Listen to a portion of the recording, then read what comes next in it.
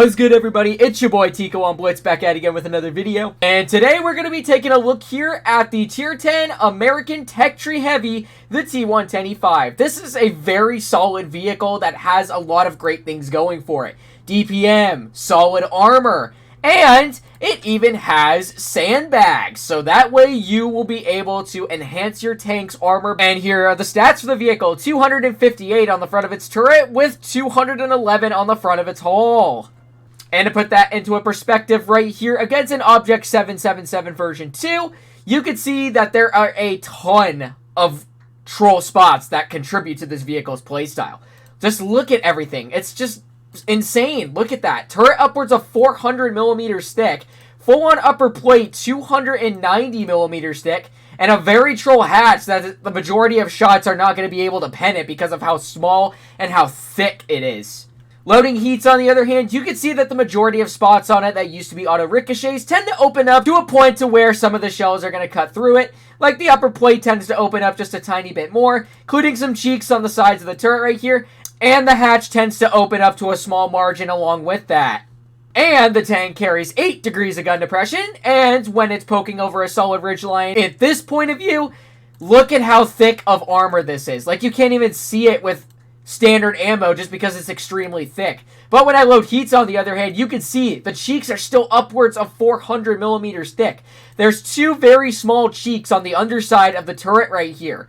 But what used to be troll on this tank is that the fact that you were able to pen its gun if you managed to hit it in the right spot right here. That's kind of a funny trick. Now, the hatch, on the other hand, is a different story. Now you won't be able to see it at all, or only a very small chunk. But yeah, good luck trying to hit that in the process. Side of the vehicle looks like this. The side of the turret upwards of 150, and the full-on side upwards of 80. Along with the rear of the vehicle, the back of the turret upwards of 70, and the full-on rear upwards of 45. HE is going to be able to cut through and outmatch the rear of the vehicle easily enough. When it comes to this tank's damage per minute factors, it sits at 2,678 DPM with an 8.96 second reload time. I am running calibrated shells with my E5 because look at how insane that pen is. 374 on its heats, aka its premiums. That is absolutely crazy. You're going to be able to cut through the majority of super heavies for that matter. Anyways, 267 on the other hand for its standard ammo, and 66 on its high explosive, with 400 standard damage, 340 premium damage, and 515 high explosive damage. Combined also with a fairly solid 2.6 second aiming time with 0.299 dispersion. Maneuverability-wise, pretty solid. Top speed of 42 with a reverse of 12 with a very reasonable power to weight of 16.5. And here we are in our first game here on the worst map in the history of this godforsaken game, Canal. Oh my goodness. Alright. Let's see. Well, I don't know what to do, so you know what? I'm just going to go ahead and go over with my 50B over towards the hill. Or actually, that's a very bad spot to plant myself. So, we're just going to go this way. Right down on the hill right over here. Looks like they already have a chieftain spotted right there. I don't know if we're gonna... Oh, and we got the AMX. We got hit him once. So we're gonna reload once again. 3, 2, 1. Not able to get another shell into him. Got the chieftain down there. Tried to hatch him, unfortunately enough. So we're just gonna plant ourselves right behind the ridge so this guy has trouble trying to pen us. Welp, off to an amazing start at the moment. A hold down chieftain that I can barely pen. And, oh, there's an E100 right there. Able to easily overmatch his turret. So, we're going to reload once again. That chieftain is probably going to continue moseying on forward, which is highly unfortunate that he's not. So, oh, and we got a Yag moseying on up. So, I'm going to get a shell into him real quick if he moseys on forward. There we go. 440 shot into the side of his tank. Well, fortunately for our Yak, he missed his shell, so, you know what, I'm just going to move on down. Screw it! I am moving on downwards. Alright, let's see what is over here. Well, highly unfortunate upon his behalf. He seemed to have killed himself in the process. Where the heck did that chieftain go? Oh, he's right over the other side. Okay. Well, our leopard is YOLOing in like a complete reject, so I don't know what his plan there is exactly. Well, Now what can I do? Oh, E100's moving on down. So, come on, back up, back up, back up, back up. Nice shot, Yag. All right, so we're going to mosey on back. There's a nice shell in there for you. Chieftain misses us, which is good. Really don't want that Yag to poke up on our side and get a very solid chunk of my hit points taken away. So, looks like the E100's going to push on out as well, so I'm going to make my way over towards him. So, it looks like the majority of vehicles on the enemy team is brought down to smithereens, which is good. There is the E100, able to get a nice shot into you. So, nice, and you get the clear on him. Here comes the Chieftain. So we're going to get a nice solid HE for 443 into the back of his vehicle. He's going to continue moseying on forward. Don't really know what his idea is at the moment. So we are able to get a nice shot into him, lighting him on fire in the process. Oh, but the Yak hits me, but that's okay. So we're going to reload once again and get another shell into the Chieftain right there. Very solid low roll, if I'm not going to be mistaken. And our ammo rack is brought down to literally nothing. Good, he gets a bounce on me. Face hugging this vehicle is fairly tough. So we're reloading once again. 3, 2, 1. And there we go. And he gets another bounce on us in the process, which is good. Alright, so now all that's left is the Jagdpanzer right there and the AMX 50B right there. So come on, reload, reload, reload. You can go ahead and move now, sir. So, good. We got the clear on the 50B. So now all that's left is the enemy Yag right here. Already upwards of 3,200 damage at this point. So I want to be as quick as possible when I want to try to finish this guy off. Good, he shot, so we're going to continue moving on up. Unfortunately, he gets cleared, but that is completely fine. We managed to do 3,202 damage on this one, putting up some solid stats in the process, and coming out with a victory. Oh, 36-21. Oh my goodness. Well, there's a bit of a delay within the battle results. So, we are able to block 1,480 damage in the process, do second on the team, pretty solid.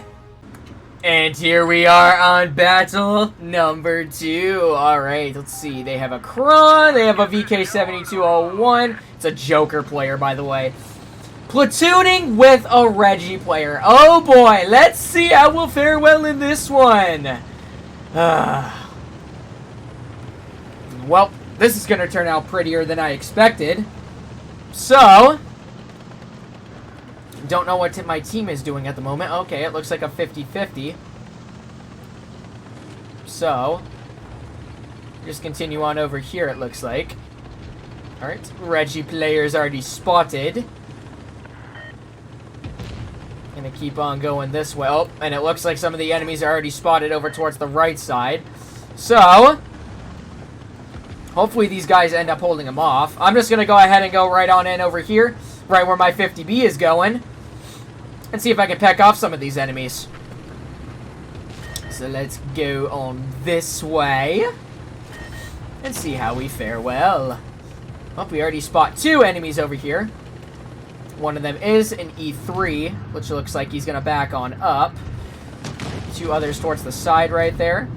So there is that E3. Try to overmatch his side, but unfortunately the shell didn't end up hitting. So we're going to reload once again. We got the VK72 right there.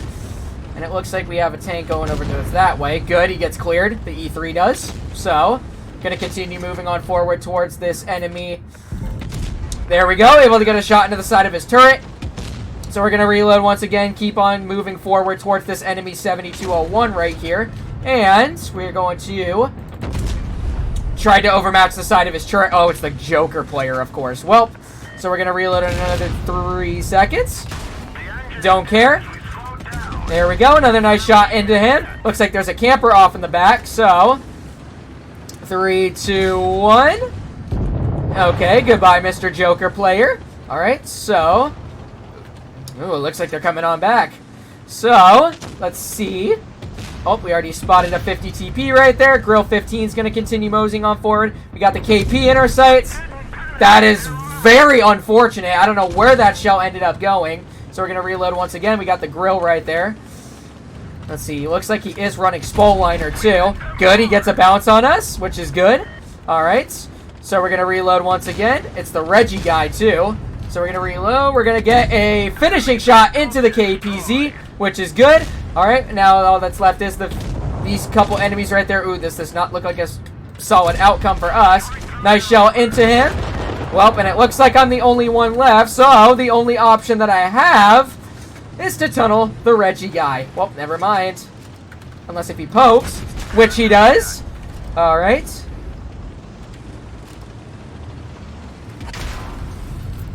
Goodbye, Mr. Reggie player. Well, this was the best that I could do. At least I was able to destroy the Reggie guy.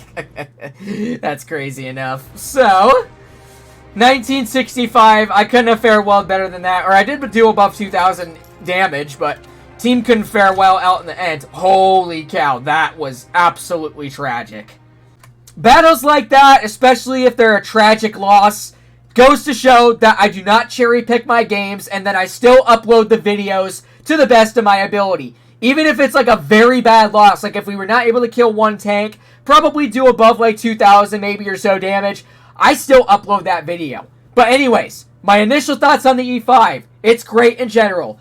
Solid armor, solid gun depression, solid damage factors, and a very solid reload time and aiming factors that contribute towards that gun. Hopefully you guys did end up enjoying today's video. On the other hand, if you did, make sure to like, comment, and subscribe to my channel. And make sure to turn on those bell notifications so you'll be notified whenever I upload any new videos. And I hope to see you guys in the next one. Peace out, y'all.